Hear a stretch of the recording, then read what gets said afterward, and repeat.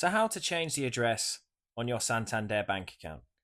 So to change the address on your Santander bank account, if you open up the Santander app, click on menu at the top, and then click through to personal details. You'll get a list of all your personal information here, including the address that is associated with your bank account. So to go ahead and change that address, you just want to click it, and then you'll just want to confirm if your new address is within the UK.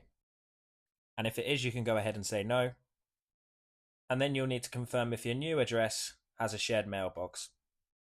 So for example, here we'll say no again. And then once you've done that, you'll need to enter your new postcode.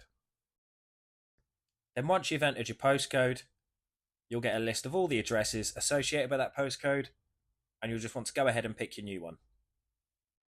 And then once you've picked your new one, you just want to confirm it.